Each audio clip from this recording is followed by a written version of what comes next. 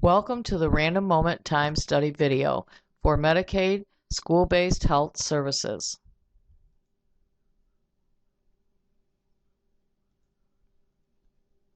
This video is appropriate for all staff members that have been selected to complete a Random Moment Time Study. We are going to talk about what a Random Moment Time Study is and how to complete a Random Moment Time Study properly. The Random Moment Time Study is a component of the Michigan Medicaid School-Based Health Services Program. Schools are able to receive reimbursement for medically related services that are provided to special education students that receive Medicaid health care coverage. Medicaid is a program that is regulated by the state and federal government, so it is very specific requirements that must be fulfilled, and the Random Moment Time Study is one of those requirements.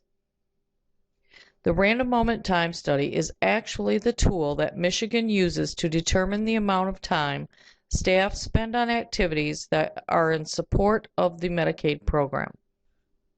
Your name has been placed on your local district staff pool list by your local special education director.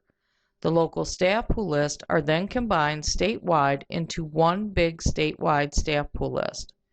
And it's from that statewide staff pool list that names are drawn for 4 times a year to select participants for the Random Moment Time Study. The names are drawn by a vendor called Public Consulting Group, or PCG.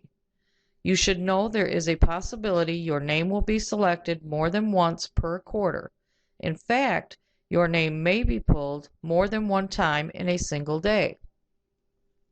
If you are selected to participate, you will receive notification either by your supervisor or via email that you need to complete a Random Moment Time Study.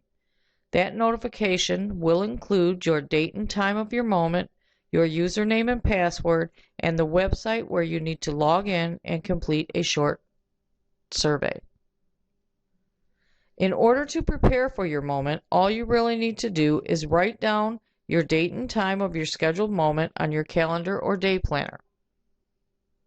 At the exact time of your Random Moment Time Study, don't stop what it is you're doing. Just jot down the details of the activity you were performing. After your date and time has passed, you will be able to log into the website. You will not be able to log in to the website until after your moment has passed. You should try to complete your survey before you leave work for the day.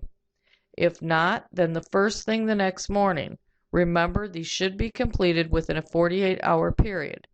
If you don't complete it in a timely manner, you will receive email reminders from your intermediate school district, your local special education office, and possibly the vendor PCG. You will need to log into the Random Moment Time Study website, read the instructions, and there will be several pages of examples. Follow the prompts, answer the questions, and then submit your completed survey. The first question they will ask is, were you working during your sampled moment? There are 4 options to choose from. No, the moment was before or after your workday, or no, the moment was during a paid day off, or no, the moment is during an unpaid day off, or yes, you were working. Please select the appropriate response. If you answered no, that you were not working, you are ready to submit your survey.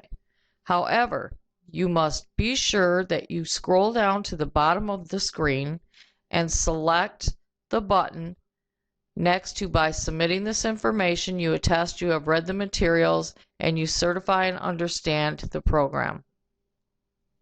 Failure to do this will result in follow-up phone calls and emails from PCG and your special education supervisor. If you answered yes, you will be prompted to answer 4 questions.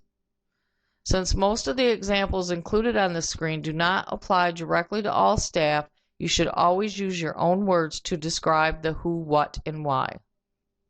Question 1. Who was with you? As you can see in this picture here, we have a staff member with the student.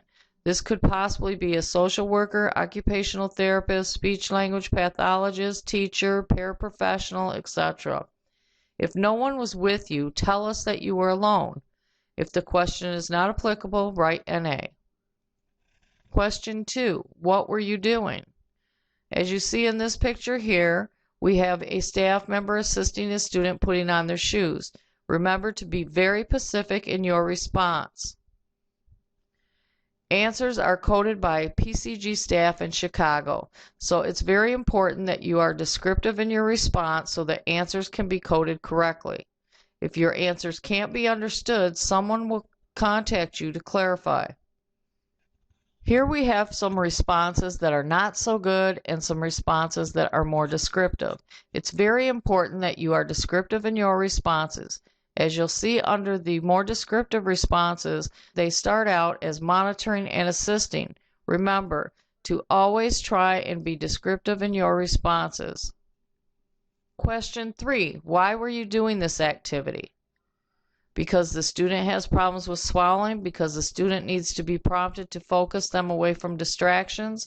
If the question is not applicable, write NA. Here we have some more responses that are not so good and some more that are very descriptive. The student cannot do the activity on their own or without supervision due to a physical or mental impairment. Remember to be descriptive in your responses. Question 4. Does the student have an IEP in place for the service you were providing? If you are unsure, check with your student's teacher or building principal and they can assist you.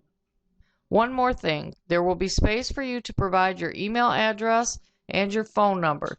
This is in case PCG needs more clarification about any of your answers.